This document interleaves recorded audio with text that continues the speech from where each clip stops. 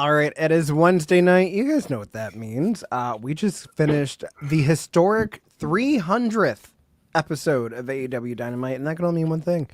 You're here at bodyslam.net, wherever you're watching this, on our socials, on our YouTube, on our Twitch. And it's because it's DynaMic'd up time. Jose Gonzalez here, as always. You might notice I have a different co-host with me. Somehow, I don't know how he did it, but via satellite, JPJ caught whatever the hell I had. In a completely different state, might I add. So, unfortunately, he's not going to be on the show tonight. But I had to, call in the reinforcements because, this program, it seems to have a little bit of a quota when it comes to beards. So I had to go through the archives. And by go through the archives, I mean, there's really only one person I was going to ask immediately. You know him from the show tomorrow on Love Wrestling CA. It's a little ditty they like to call Between Two Beards. He would be the other beard, the one and only Pluggo. Yes, the hell are you, sir? I'm good. Do I need to be worried about catching something from you? I don't want to be getting sick on this glorious. I mean, all I know is I do not have any wrestling-related travel coming up whatsoever. I plan on keeping it that way, just because I don't want to get the plague again. And also, the last time we were together at a wrestling event, we almost died. This is true. We did almost die, and then I absolutely went home feeling like crap when I got home for the first couple of days. I don't know if that was more just because I'm not used to running that kind of schedule or what, but I definitely was like out of commission for 2 days. And then I noticed at the top here, you said that I was the first one you call, and I'm no mathematician, but the P's down there pretty low in the alphabet. So thank you for giving me the call. Thank you for having me on. First time. I love it. I'm welcoming them in. I'm glad to be here, man. It's going to be a good time. Funny enough that you're making your Body Slam debut with someone that's not your usual co-host, but you know what? Yeah. That's the next best thing.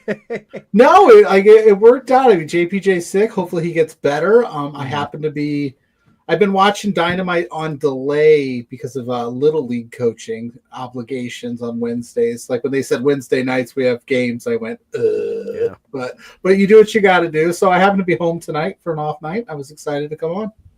Yeah, well, I'm glad everything worked out. Very serendipitous. I mean, it's a holiday weekend. We are officially 1 week away from AEW All In next Saturday, which is crazy because it feels like this year has already flown by. The fact that we're in July it feels like it was just January. I'm telling you, man, every time I look up at the calendar, I'm like, no, I thought that was next week. And my wife is like, no, that's this week. I'm like, where's the time going? Because it's already 4th of July. And I don't know about you, but 4th of July for me in the state, that's usually signals like, all right, summer's like it's just started, but really it's like, it's 4th of July already. It's kind of on the back nine. Yeah, which is crazy because I know, like, me having my birthday last week, I always think of like that being the beginning of summer, but it's like something after the 4th, and it just goes like super fast forward until Labor Day. It's like, well, what do we do with summer? Exactly. So enjoy it while you can, while it lasts, I guess. Yeah. My goodness. Yeah, definitely got to go outside, got to touch some grass, some water today, needed that. But I did the same. Anybody that's watching along, wherever you are, feel free to jump in the chat to say hello. If you want to make sure that your stuff is getting shown on the screen, just send a slam chat. So if you're in the YouTube, it's going to be a super chat option. So at least that way you get shown, you get displayed on screen. Just, as I always say, make sure it's nothing that you wouldn't want on the internet forever because no gipsies, backsies. But also, you guys might notice over the last couple weeks, we've been giving you some hot scoops going on with our new Patreon. So I know Corey Hayes has been hard at work with breaking a lot of news. Definitely seems like today's been a busy news day in the wrestling world. If you want to see exactly what I'm referring to, you could go to patreon.com/bodyslampwn for just the low price of $5. I mean, I don't even think McDonald's has a $5 meal deal anymore. So, I mean, in this economy, anything that you get for $5 and it's actually going to, keep you well informed, why not? Why not? They have a $5 meal deal, but it ain't what it used to be. I'll tell you that. Oh, yeah. I know. And then the Wendy's, like the biggie bags are like getting closer to like $6 or $7 now. It's like we've lost the plot. Yeah, I got one for like $8 the other day. I was like, wait, what? I thought this was supposed to be the value, but yeah, but like if you were going in advertising it as this price and now it's this price, like what happened? I mean, if Johnny has 3 apples, where did make it make sense? But inflation, my man. Johnny didn't tell you about that inflated apple or shrinkflation in case of if he has 3 apples and he's selling them to you, they're half the size now. Yeah, I mean, I needed somebody to fill in the blanks, but speaking of filling in the blanks, we do kick off this Dynamite 300 with something associated with filling in blanks. We have the number one contender for the World Championship, Hangman Adam Page. He's out. He's making his way to the ring quick. He doesn't want to take up a lot of time because he's already said his piece and everything too, but now after last week of him getting choked out with a chain, he's saying it doesn't matter who Mox has out with him and all in. It doesn't really make a difference if it's going to be the Bucks, if it's going to be the Death Rider. So he welcomes them all because he knows, like, it's now not even just a matter of winning the championship. It's going to be a matter of life and death. So he challenges Jon Moxley to a Texas death match. A match the Hangman's won before with World Championship implications. Mrs. Pluggo in the chat, hello. Hey, Mrs. Pluggo. Thank you for letting me borrow Pluggo. I appreciate it. Yeah.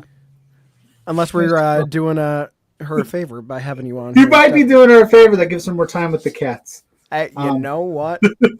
It is what it is. And JPJ in the chat. I don't think she's ever said, don't go downstairs and talk wrestling for hours on it. I think she actually loves it. So she's like, get out of here. I can read a book. I don't have to be bothered by you. Sometimes you just need a little peace and quiet. And you know what? If it means we have to talk about wrestling, I guess I'll take one for the team, you know? What's up, JPJ? Brother from another feel mother? Better, dude. Yeah, I mean, I literally said at the beginning of the show, whatever plague I had last week, you somehow caught it via satellite. So I don't know whether to be concerned or impressed, really. But you know what? It's fine. JPJ's a medical marvel. Yeah, and speaking of medical marvels, I mean, it's amazing that he doesn't have any sort of blood condition that we don't know about. Jon Moxley ends up coming out immediately after hearing the challenge thrown out there by Hangman Adam Page. He makes his way out to the ring with Marina Shafir. And he says Hangman isn't ready for what comes with the World Championship, and that Texas death isn't something that he'd walk away from. He says people call themselves the best wrestler in the world, but that's basic bitch shit. And you know what? He's so much more than that. Who could he have meant that about? I couldn't tell you. It's almost like you have a million wrestlers that call themselves the best in the world. Some of them were just on their back for a 3 count this weekend, but you know what? That doesn't matter because he straight up he says no. He doesn't want it, and then before he could make his way out of the ring, Hangman's like, no, I'm going to get the jump on you. We're going to handle this like men. Brawl ensues, and then, of course, where Jon Moxley is, the Death Riders are surely close to fall. You have Wheeler Yuta trying to break that up. Doesn't really go anywhere because he gets taken down too. And then you have Marina Shafir trying to stare down with Hangman Adam Page slapping the hell out of him multiple times. It seems like at one point when they're brawling Mox and Hangman had a fork in his jacket and he was getting ready to stab him with, and that's where Yuta broke it up. Jon Moxley rolls out of the ring with that fork, but of course, before anything could happen, Marina Shafir slapping the hell out of Hangman. You see Yuta grab him by the ankles, and Claudio Castagnoli's back. He comes out. They get the 2-on-1 beatdown on Hangman, and he hits him with a neutralizer in the ring as we have Jon Moxley walking out through the crowd, and Marina Shafir with him. You see Wheeler Yuta. I don't know where Yuta came from. You can call him Yuta. That's why old Yuta strikes again. Yeah, I've been on the Cowboy Carter TikTok, so it just came out. I do declare that old Uter and the Death Riders. But yeah, no, but we have Hangman down, but he's not down for very long because as Claudio and as Wheeler Yuta are getting their way out of the ring, we do find out that Hangman grabs the mic. He's like, "Is that the best you got, bitch? I'm still standing." So now Claudio's getting ready to head back to the ring again to finish what he started because Mox is still not wanting to accept this challenge. But before Claudio can get to the ringside area, we see Samoa Joe make his way out, try to even the odds. And then you have Wheeler Yuta trying to get a 2-on-1 on Joe. But before he could even do that, you see Katsuyori Shibata, you see Powerhouse Will Hobbs. They're in the crowd. You see the Death Riders kind of standing back a little bit. And as that's going on, you have Marina Shafir make her way into the ring on the other side, trying to attack with the briefcase, but somehow, some way, Hangman ends up with the briefcase, and Marina Shafir is knocked on her butt kiss, so to speak. But we have that going on, and as everything's going on, we do eventually get the answer from Moxley. He accepts. He's pissed. He's getting ready to storm out of the ringside area. And as Hangman's getting ready to hand that briefcase back to Jon Moxley, he gets onto the apron, and then he says before he does it, that Mox said he thought I didn't have what it takes for Texas death. No. Yeah. He answers back, He takes out Marina Shafir with a buckshot lariat. Crowd erupts. Music plays. And that is a tremendous opening segment to Dynamite as we are 1 week away. Yeah. Oh, man. Oh, buddy. There's a lot to unpack here, right? Like Hangman said, I don't have a lot to say because I've already said it. So that's where I went, okay, where are we going with this? And then he's calling out Jon Moxley for a Texas Death Match. People don't do that. People don't ask Jon Moxley for the most intense match that AEW puts on, but Hangman Page does. And Hangman Page knows what's going to happen when he puts that stipulation on. He was like, give me EVPs. It doesn't matter. Every single one of your Death Riders. It doesn't matter. Bring them all out. I'll do it in a Texas Death Match. I'm shocked that Mox didn't initially accept. Right? He kind of was like, no, I'm not going to give that to you, which is crazy because Hangman just gave him the upper hand. So that was interesting there. And then I love the end with Marina Shafir getting in the mix, and I was like, oh, don't do it. And then he buckshot lariats the crap out of her, basically saying, like, I'll match you eye for eye just so I can get this title back into the, off of your hands and out of that briefcase. I was like floored the whole time. I had a great time with this opening segment.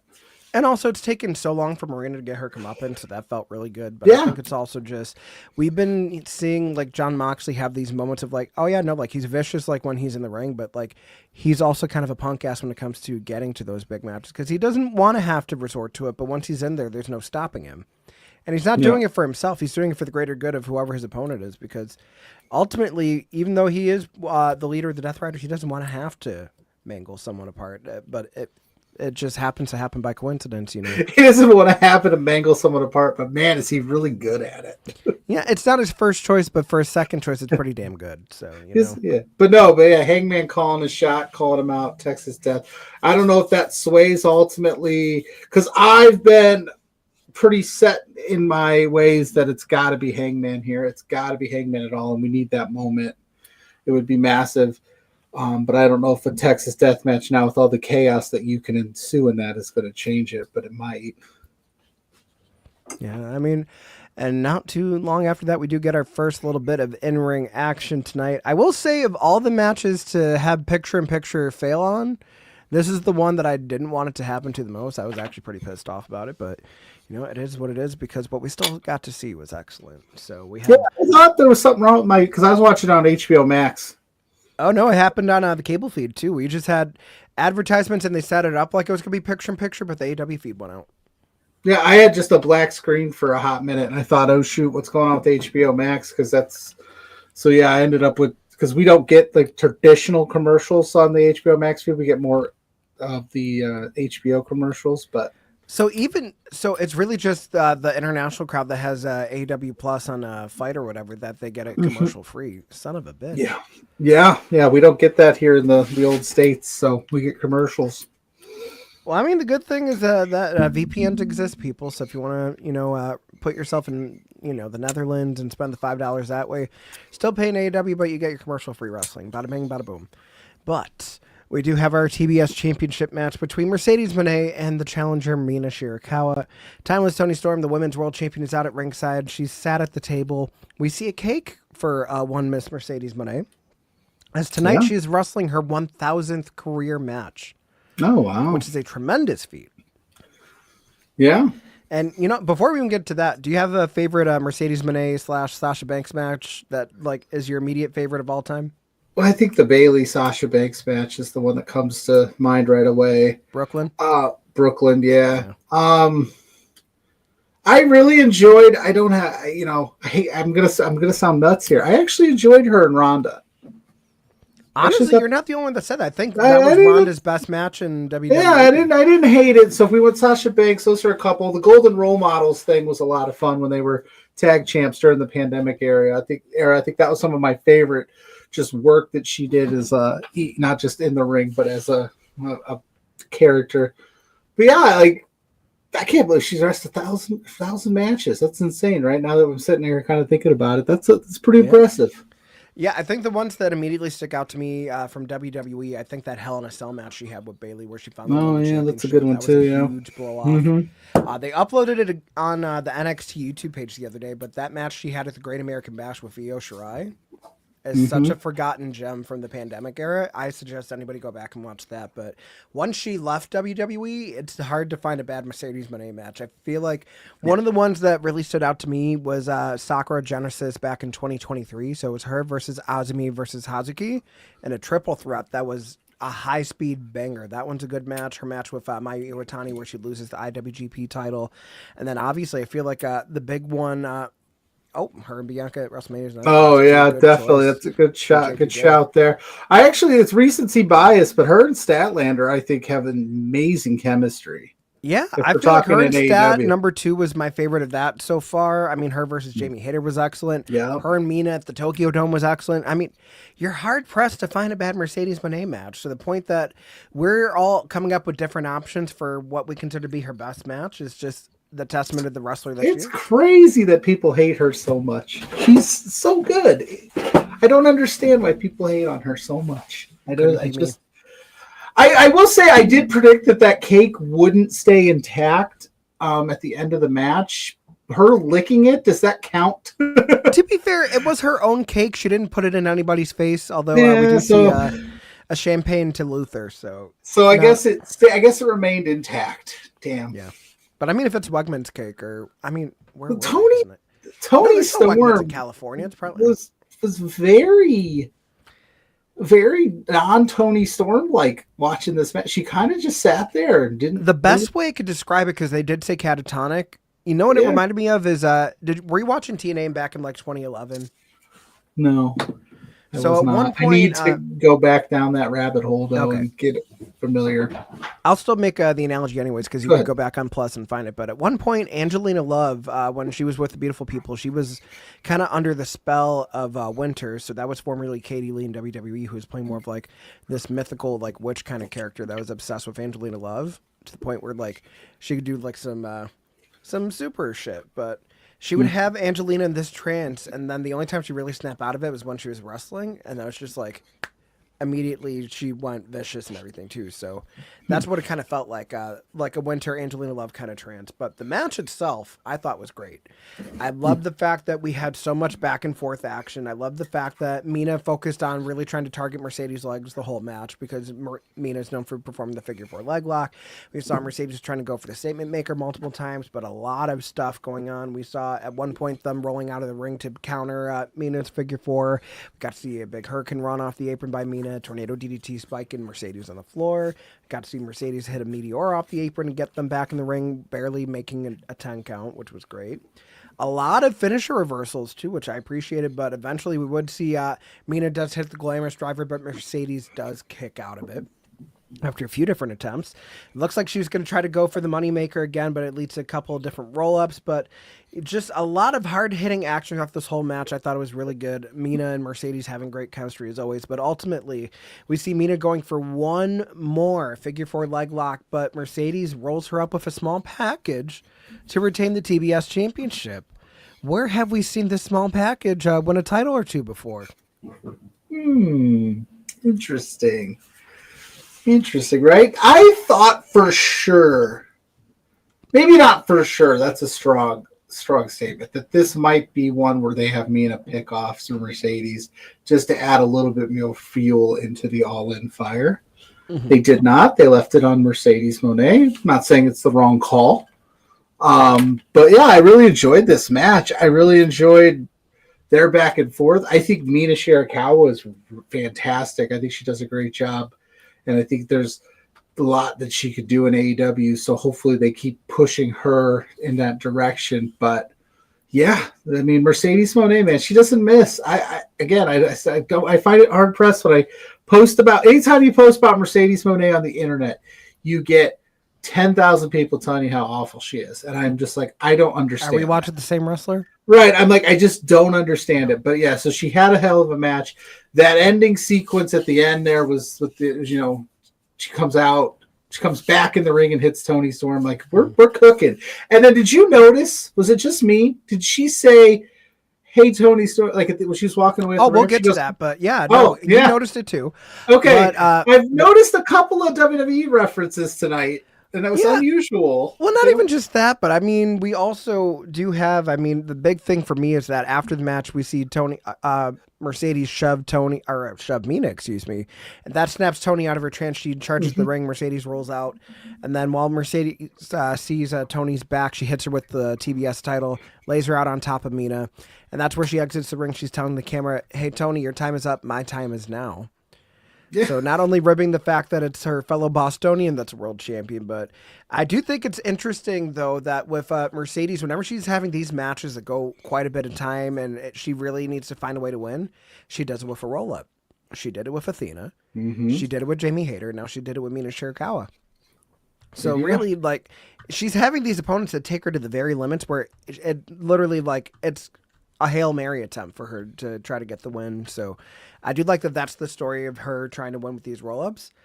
Although it does make me think that once we get through All In, I think Tony's retaining the championship. Yeah, I'm still torn on that. I still want to give it one more week to decide. I don't want to make the decision today because I still have 10 days to figure it out. But yeah, because as you keep going undefeated, it's harder and harder and harder and harder to keep that win, right? It's all these roll-ups she's doing, and I think Toni Storm might be the one that might be the right call. Have her win it, keep it, and just that'd be her first loss at AEW, and there's no shame in that. Yeah, I feel like the bigger thing too is just the fact that we've seen her lose the New Japan Strong title in a triple threat by not even getting pinned. So even if Mercedes does lose, whatever happens at All In, there's no doubt in my mind that we're going to see her at the Forbidden Door event, whether she's going to be coming in with a championship to defend, whether it's going to be defending the TBS title. Maybe she gets another rematch with Hazuki and they're going to try to go for the New Japan Strong title. Or what I really want to happen is we have a new IWGP Women's Champion in Sareee, who is another person that kind of got wronged with her time in WWE and just has been on this tremendous run in Japan. So if we get Sareee versus Mercedes Moné, shut up and take my money. I need it. And even if Mercedes loses that match, you're losing to probably someone that we consider to be the literal best. I'm sorry. So you could have Mercedes lose at Forbidden Door to Sareee if that's the route they want to go. Or maybe by then, somehow, some way, Athena makes it out of Supercard of Honor Women's World Championship in tow. Maybe we finally get Athena versus Mercedes too, but this time it's kind of putting everything on the line. So TBS title versus the Ring of Honor Women's World title. Well, just Mercedes Moné just collecting all them belts, man. She's gonna run out of room. Or Athena adds another belt to her collection as she's approaching 1,000 days as a champion, and she's already the longest reigning champion in Ring of Honor history, man or woman. So we got options, but I'm not mad about it. No, it's good to see. It's good to see in the women's division. We're starting to see them have some options. Yeah, they got to figure out how to get the TBS Championship and World Championship. If they decide to go with Mercedes over Tony at All In, they got to figure out a way to get that TBS Championship some run. But yeah, there's options, which is always a good thing. I will say the only other thing is I really hope that with the Women's Casino Gauntlet, we're seeing some women that unfortunately for whatever reason just have not been getting utilized as much on AEW TV.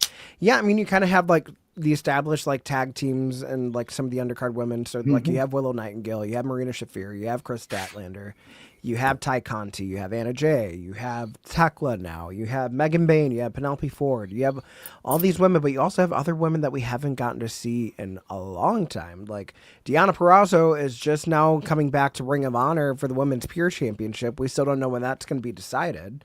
Yeah. And she hasn't been on a Dynamite or a Collision for a very long time. Like a Red Velvet comes to mind too. Yeah, Red Velvet's another one. Mercedes Martinez. Yeah. Who hasn't been on anything. Don't know where the hell she is. It's been almost a year. I was going to say, that's been a long time. Britt Baker's available. Yeah, I mean, Britt Baker, I mean, if she's able to come back at All In, I feel like that's probably going to be a surprise for the Casino Gauntlet. It wouldn't surprise me. It'd be a good move. Yeah. I mean, it's been a while since we've seen her on TV. I mean, that's a match to come back for, the biggest show of the year. Whatever happens, happens with it. If you guys want to know more about anything with Britt Baker, again, plugging out the Patreon for just $5. You could see what's the rumblings with Britt Baker at the moment. But nonetheless, we are going to transition over into what's coming up after this match. So we have a little bit of a video package to bookend both sides of the break with the Young Bucks with this custom printed limo full of sneakers as they send us on a tour of Rancho Cucamonga, California, their hometown, before they make their way back to the arena for Dynamite tonight. So seeing like their old school, seeing their family, great stuff. But after the break, we do have MJF out to the ring with the Hurt Syndicate for a four-way match. Last week, we found out the number 1 entrant in the Casino Gauntlet. This week, we're finding out the number 2 entrant because as a lot of people know with the Casino Gauntlet in AEW, it just ends at any point by pinfall or submission. So not every entrant can make their way into the ring. So the sooner you could get in, the sooner you could try to win it. So I like that. I like that stipulation. That's fun. I would like them to give me a shot of the back with like 15 guys just like waiting, and then like it ends with like the third person, and they're like, "Oh man." Honestly, call me traditionalist. I would rather it be like a traditional battle royal, like because the Casino Battle Royal was a good concept. You still have the staggered entrances by suit and everything. Yeah. I thought that was fine. You have your Joker as a surprise, but I don't know. I like that. I like that too.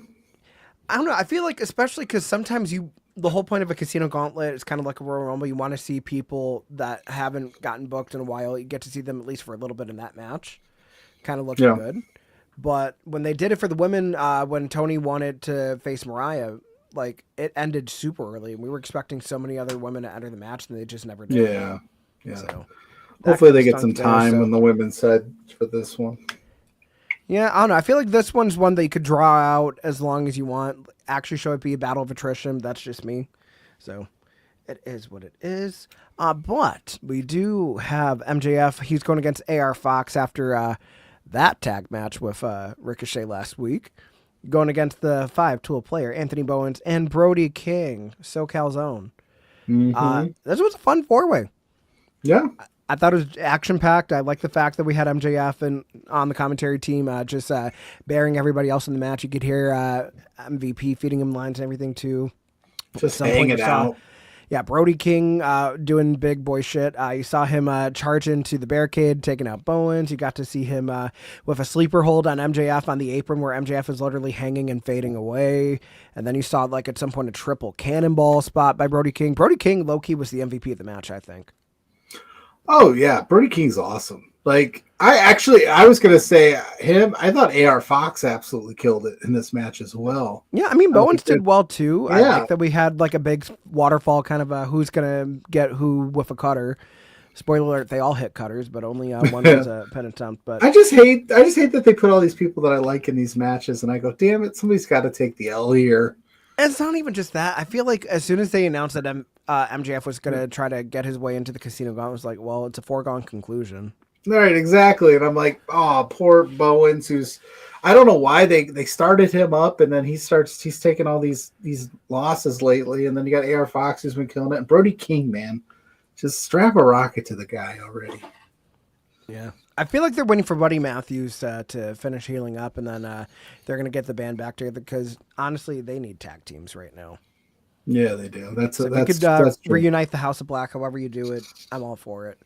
But MJF does get the win. We do see Hurt Syndicate charging into the ring. They're celebrating, but as they're celebrating, Mark Briscoe comes out to try to get some verbal revenge after last week with his new kosher pickle shirt.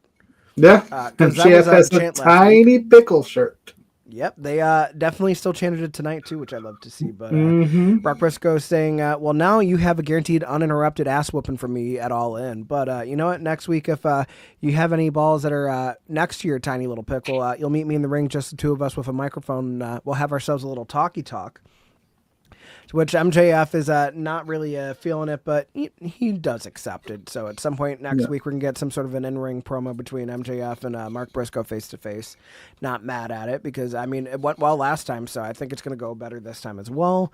And as Hurt Syndicate's making their way out of the ring, you see Kevin Knight, you see Speedball Mike Bailey trying to get the jump on Shelton Benjamin and Bobby Lashley after last week getting attacked and put through tables, because the operative words from last week when MVP was on the mic, he said, they might consider giving you guys a tag title shot, if you're still standing. Yeah. So you got to see them come out. You got to see them all taped up and everything too. They had a big dive, tried to take out Bobby and Shelton, but just get dominated. You see them getting thrown into the turnbuckles, into the ring posts, but they get back up. And they get knocked down. They get up again. It was very tub thumping tonight. It was very tub thumping. Yeah. Just stay down. Just no whiskey drink here too. Yeah, no, that's right. Yeah, but sorry, I didn't realize I was going to make a Chumbawamba reference tonight.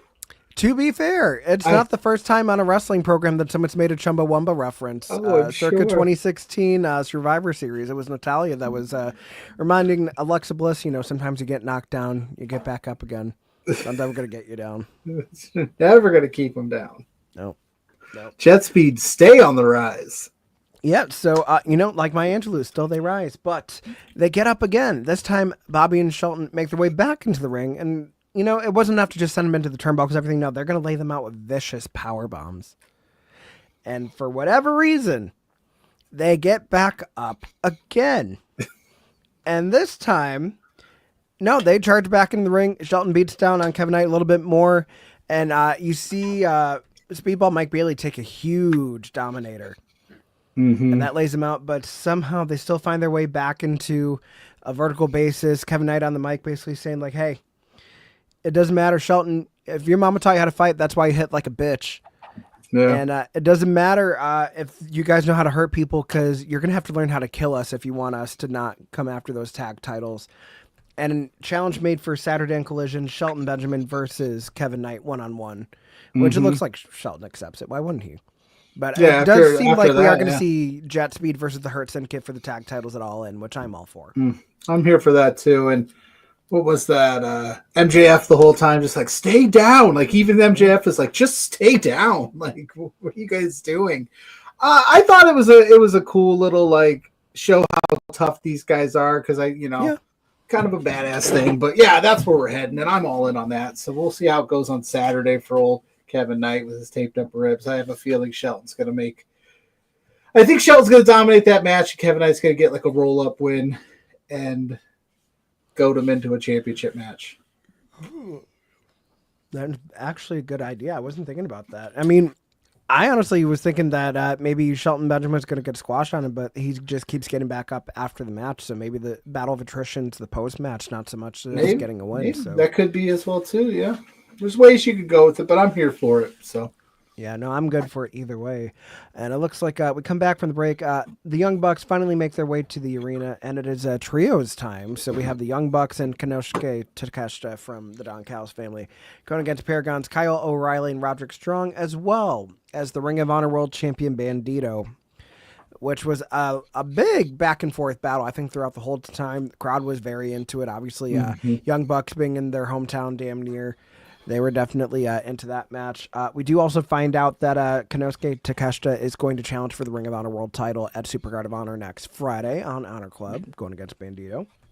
I think this is a good showcase for all six men in this match, because we got to see them plot some crazy stuff. At one point, Matthew Jackson hit a double Northern Light suplex, takes out Paragon. Got to see Bandito do a single arm military press to take out Matthew Jackson. You got to see Takeshita hitting that big blue thunder bomb. You got to see a superplex from Roderick. I got to see a diving knee from Kyle O'Reilly. You got to see that moonsault and battery from Bandito. Barely getting a 2 count there. It felt like it was actually going to go all the way to 3. Got to see, it looks like he was going to go for the Ace over Queen 21, but they block it. The Bucks do. They end up hitting a modified Meltzer driver with Konosuke Takeshita, but that doesn't keep him down. Super kicks into a wheelbarrow suplex. That doesn't keep him down. It seems like Kyle O'Reilly's trying to get a guillotine choke on Takeshita, but that gets stopped there. Super kicks, EVP trigger, and then eventually it's Takeshita hitting the Raging Fire, that Falcon Arrow for the win. But immediately after the match, you see Swerve Strickland. Oh, whoa, God, that is not right. Swerve Strickland. It's been a Uterine Swerve Strickland, baby. See, this is what happens when I work a full-time job starting in the morning after a double yesterday. Yep. Words are hard. And you're on stream with me. You said the magic word. Words are hard. This game was bought for me for Christmas because I also have trouble with words. Yeah. I feel like that would be a game up my alley. I'm going to have to look for that one. But nonetheless, Swerve Strickland with Prince Nana and Will Ospreay, they're out. They try to get them some of the Bucks, but the Bucks roll out of the ring. And, they decide, wait, let's clarify a little bit because you guys never responded to the challenge. So when we say we want the EVP titles, that's not about... Can I just say thank God that they clarified this because I was confused last week. They probably like, whoops, we screwed up. Well, it's not even just that, just like, what the hell are the titles anyways? Because it's not Office. But it's basically them saying, like, it's not about us having the power because Swerve even says, I don't trust Will with power. Subtle foreshadowing. Even Will goes, yeah, probably not subtle a good foreshadowing. Yeah, but it's about giving the power back to the people and reminding them that only one person is in charge, and that being Tony Khan. But the Bucks are like, what's in it for us? Hell no. So Will Ospreay, being the spry young chav that he is, he decides to sweeten the deal. He tells Swerve to try to trust him.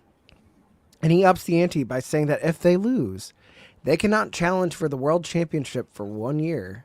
Which sends Swerve off, but the Bucks are into it. They accept, but only if Swerve does, and Swerve reluctantly accepts.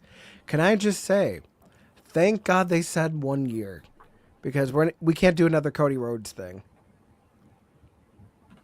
Yeah. Like, we can't do, if I lose, I'll never challenge for the world title again.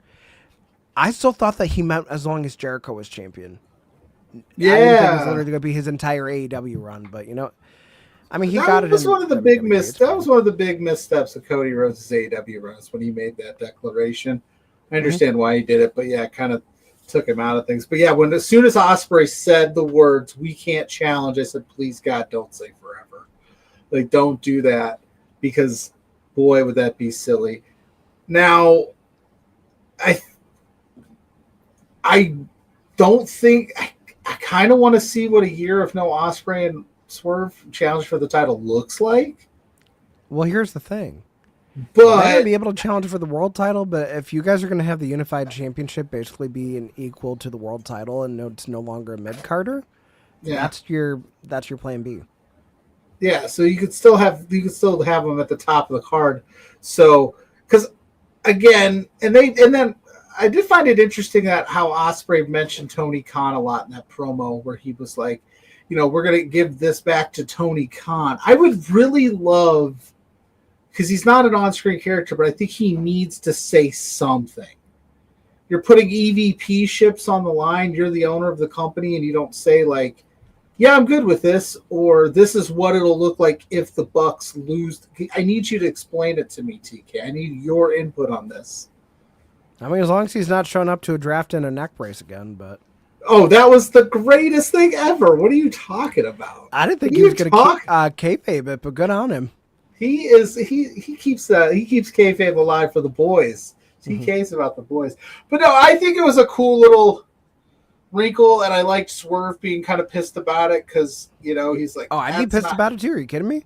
Yeah, because and the reason that it has this really fun wrinkle to it now is because now Swerve can go, hey man, I could give 150% out there at All In, and if you slip up, I lose my It's real cool because then that tension is going to be there between them. Hopefully they'll figure it out. I don't necessarily see the Young Bucks losing those EVP ships, but we'll see. I don't know what's going to happen in that match. It's going to be wild. But I feel like the X factor is going to be, depending on the results of this match, it's going to factor into the results of the world title match. Yeah. Because especially if it being a Texas death match, they're going to have the whole song and dance. People are going to rush the ring, all that jazz. At some point, it wouldn't surprise me if either one of them made their way out to the ring. Yeah, for sure. Yeah, but alas, we do go into our next Heroes versus Villains tag match because real quick before you say it, I think it's a little disrespectful that they called the EVPs villains in this match. They're the founding fathers of this shit. They're the reason AEW is here. Like, come on, put some respect on their names. Like, if anything, they're really heroes in their own right, right? Sorry, Jose. Fine, whatever, Jose. You know what? You just keep sitting over there with your soundboard while I'm over here respecting our EVPs for what they've done for us. We're here talking about AEW because of them. Heroes in my book. Heroes, damn it. I mean, I call them subs, but anyway, we had the heroes and we had the heroes and villains match up next. Yeah, very Survivor, but no, it's because they have a Superman movie coming out. So yeah, and we had I can't believe it's not Henry Cavill holding the international title before the match. So, but it is Will Ospreay and Swerve Strickland going against Dralistico and the Beast Mortos. Another fun match. I enjoyed this one. It was a lot shorter than the one before it, but they got good stuff in. I love the fact that we got to see this combo between Swerve and Ospreay where they do like the Stormbreaker and that Swerve Stomp. I think it was Lyric Wrestling on Twitter. She said, did I just see Check's notes, Stomp Breaker? Which, why the hell did I not think of that as a portmanteau? That is well done, Lyric. This is why you are an excellent wrestling media personnel, and I'm just here. But no, there was a fun match. We do see Ospreay and Swerve get the win after Dralistico basically gets alley-ooped into a Styles clash and then takes a house call from Swerve. They get the win, and that leads us into the main event. But a good tag match. I thought I was wondering at first because I didn't realize that the trios match was also announced alongside this one. So I'm like, did they change the match? Because I haven't seen anything. We're like, no, they still did it. So yeah, I actually was surprised. Like I don't know why I was sitting there watching this. This was such a good match. So I was like, is this the main event? Obviously, Kota, Ibushi, and Okada was the main event. But I was like, this was so good. And yeah, like Will Ospreay and Swerve have been in the lab cooking up some things, and that's why I'm saying I think all in's going to be a doozy, and this was a nice little tune up for them. Shout out to Beast Mortos, keep getting that screen time, my guy. I feel like Beast Mortos needs to have some sort of championship by the end of the year, whether it's going to be the TNT title, whether somehow he makes it to the unified title. I don't know. Just give him some sort of a championship, or at least let him go pretty far in the C2. I would love that. But yeah, he's been getting the opportunities, and I know what people on the internet are saying why he gets those opportunities, but he crushes every single one of them. Yeah, can we bring back the fact that sometimes people are just good merit-based system and have a catalog to show that they are great workers? Yes, can we please? I'm telling you what, man. Just the guy's good. That match was cool. That was great. So yeah, I gotta say the only caveat, the only qualm I had with the 300 so far was like I wanted him to kind of throw back to some old memories, just kind of nostalgia me a little bit, a couple. Yeah. But this show was really good, really solid all the way through, and it was really good pacing. So maybe my little wanting some caveats and some nuggets of old stuff would have maybe thrown it off a little bit, but I had a great time. Yeah, and I mean, we already kind of had like our 5th anniversary show, so maybe for the 6th anniversary, they can kind of do that. I know for Dynamite 200, they brought back the old set for that night, but I don't know. I feel like AEW, even though like they have enough to kind of do some nostalgic stuff, they don't tend to just because they're so worried about kind of keeping the pedal to the metal. So yeah, which is very, like I said, it's like a split hairs, like just a tiny little thing for me. I don't know. Maybe for All In, they're going to have some nostalgia stuff. You never know. You know me. I'm a sucker for nostalgia, dude. No, I mean, I am too. Why do you think I had a flip phone for a little bit until the damn thing broke?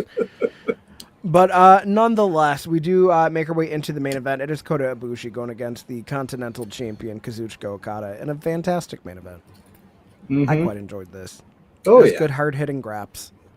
2 legends doing legends type stuff is what I posted. And I love the fact that Okada, when he wants to step it up on a TV show for his wrestling, because he'll bring it out full stop for the pay-per-views, but it seems like Dynamite or Collision, he could hold back a little bit. No, he let it out tonight.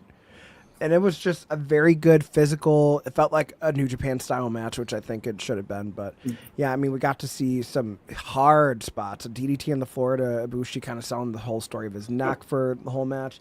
Got to see them showing how Kota is such a feared striker with those roundhouse kicks and big standing moonsault.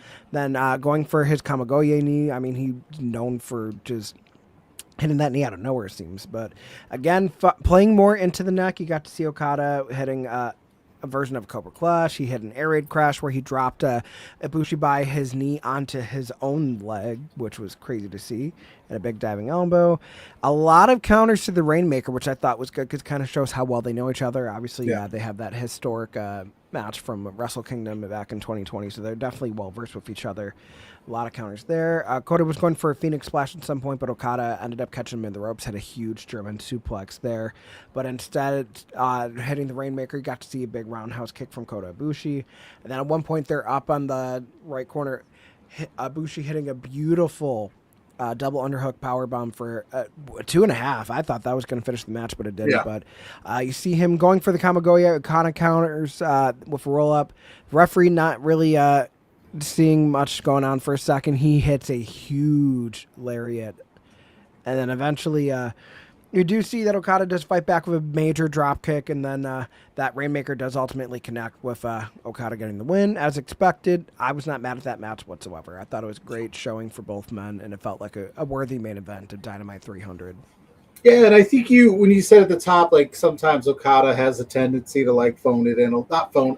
I wouldn't say phone it in. I shouldn't say phone. See, I've done that before. I don't want to say phone it in, but I'll say he wrestles for the occasion that he's there for. I slipped up. I have a tendency to say it. I don't mean it as the negative it is. And no, I know what you mean, but if people say no, I've done that with some people in LPW. Okada is someone that will differentiate his style for the occasion. He will. Yeah, he'll wrestle up to the level of the match.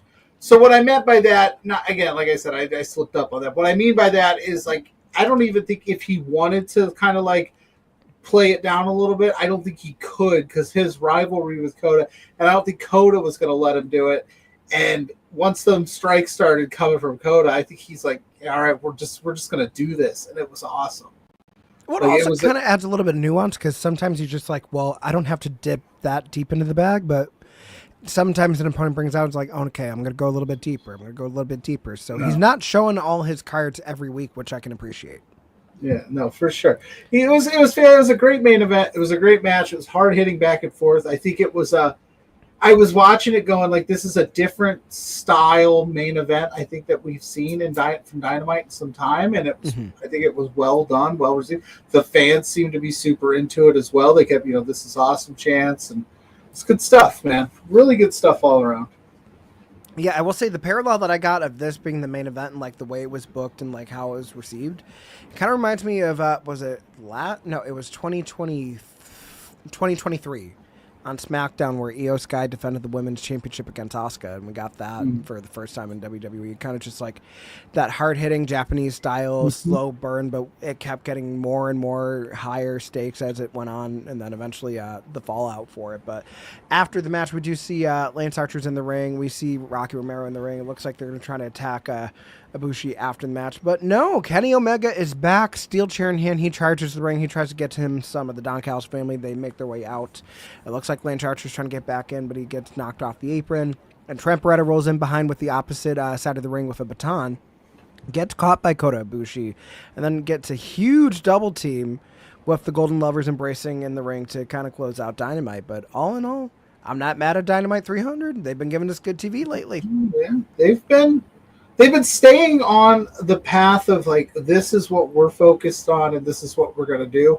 And you've seen it grow each week into like, okay, they're really starting to come up with a new identity. They've taken some left turns here and there, I think, but I think that happens, especially in a young company. This is the 300th episode of Dynamite. It's not the 25th anniversary, year-long stuff. So I really enjoyed it. Like I said, I think it was fast-paced. I really enjoyed the ending there where Kota Ibushi makes a save for Kenny. Kenny makes a save for Kota. All is well.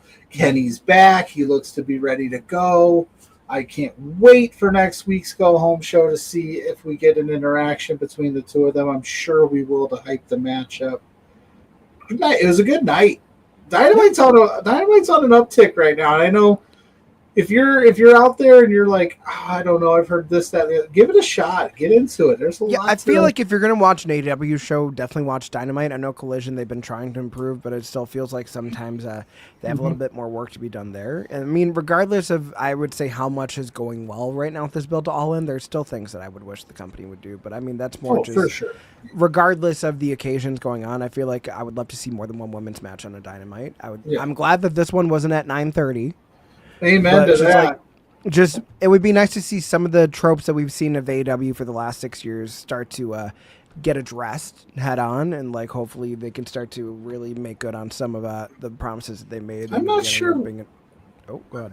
I was going to say, I'm not so sure. I talked about this last week, I think, with Ryan from the Mark Order Pod. I was like, I don't know why they're not pushing more of their women's talent. They've got a really deep roster, a really talented roster. The roster's not the problem at all. It's just the way they're utilizing them, or in this case, not utilizing them. Why aren't they utilizing them? Or why aren't we, like, why can't we interject? Like, it was that 4-hour spectacular block, not the blockbuster, the one Fighter Fest, where they had, like, the women's match segment, everything was butted up. I said, and for a 4-hour show, why can't you sprinkle some of that stuff just throughout the show? It's the same amount of time that you gave the women, only now it looks like they're featured throughout the whole night. Like we see it on other wrestling programs, they don't have that problem. So that's definitely something. But if we could fix that, I think it would go a long way for a lot of goodwill for a lot of people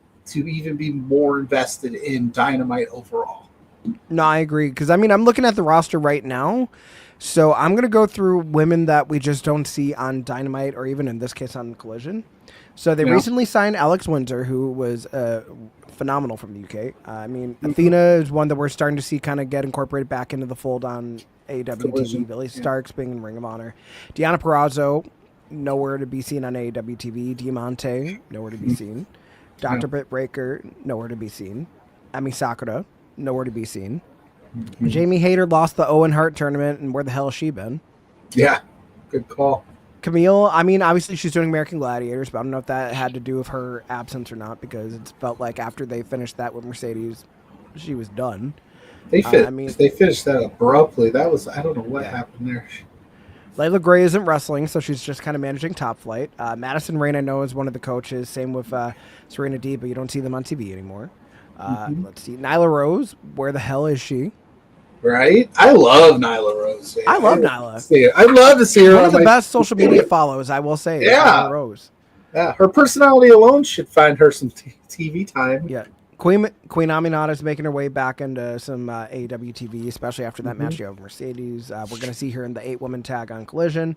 Rachel Ellering only really getting some time on Ring of Honor. Let's keep going as well, too. I mean, Ruby Soho's training to get back from maternity leave, which I'm very happy about. I did see that today. Good for her.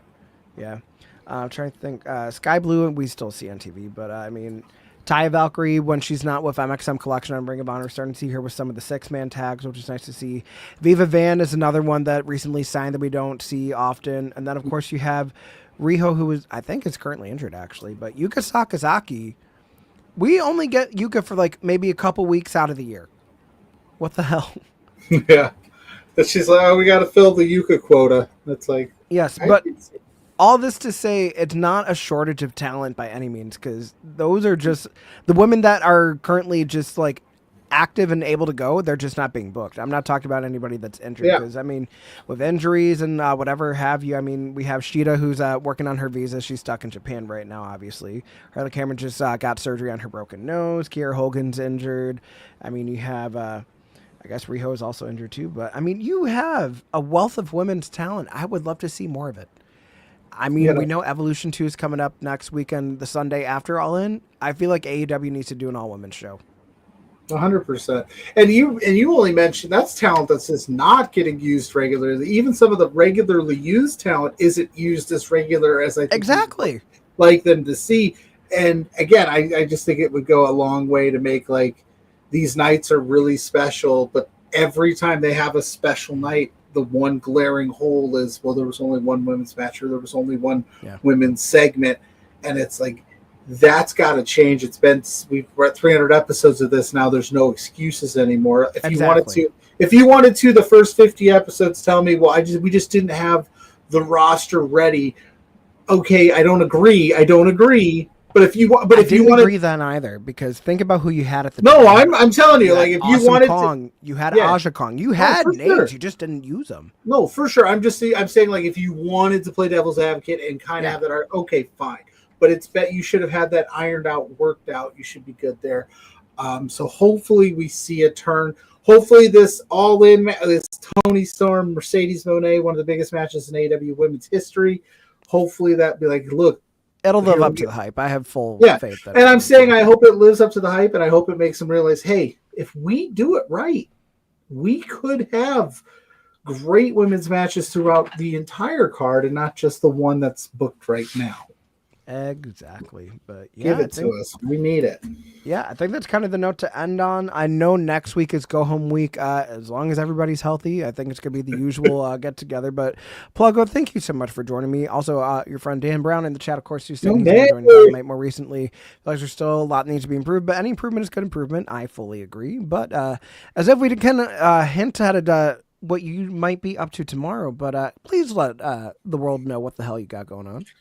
Well, first and foremost, thanks for the invite. I'm happy to have filled in. It's always a good time to talk to you, Jose, and talk some wrestling. It's always a good time. Tomorrow night, Between Two Beards, 8 p.m. with JPJ, who's usually in this seat. He'll be with me tomorrow night if he's good to go. Let's hope, fingers crossed, my guy can get healthy. We got Joey Carney of the Angle Podcast coming on to talk Night of Champions, Dynamite 300. We're on the road to Evolution, to All In, to Great American Bash. There's a lot going on next week, so we're going to dive into it a little bit this week and get you ready for that. You can find me at Pluggo on all social media platforms, and then every weekend I talk independent wrestling with Larry Pacheco, the Grain Maker Podcast for Exposure. So keep up to date on that. Go to @4exposure pod to see what we got going on there, and then all of my writings are up on lovewrestling.ca right now. Well done. But yes, for anybody that's interested in what I got going on around here, I know I'm going to be back here again next Wednesday for more DynaMic'd Up. Mondays for the rest of, I think, the next few weeks. If anybody likes RuPaul's Drag Race, it's me, it's Auntie Collins. We're over at our local establishment Monday nights, 9 p.m. Eastern, talking All-Stars 10. We're in our semifinals of this tournament of All-Stars, so if you need a good laugh and just want to hear us talk about nonsense that's not in the world of wrestling, that's where to find me. But can I tell you, Mrs. Pluggo loves you guys, you and Auntie Collins. I'm so glad to hear that, because I feel like she thinks you guys are the best. Yeah, Auntie Collins is someone where, like, immediately once I started talking to them, clicked immediately. I'm like, okay, I have this idea for a show. You're the perfect person for it. Do you want to do it? And we're approaching episode 25 already, and like I think next week or the week after. But it's like we've been going for over half a year just talking about the fun of cross-dressing, and I couldn't do it with anyone else. But you know what? So be it. But if you guys like what we do here, make sure that you're following Body Slam Net everywhere you go, whether it's going to be on all social medias, whether it's on YouTube, whether you're joining the Patreon for $5 a month and getting those inside scoops as they come in. Regardless, we will make sure that you're seeing somebody next week for the go-home episode of DynaMic'd Up before All In. I'm excited. It's going to be a good one. But until then, everybody take care. Have a great night. We will see you next week. So see you then.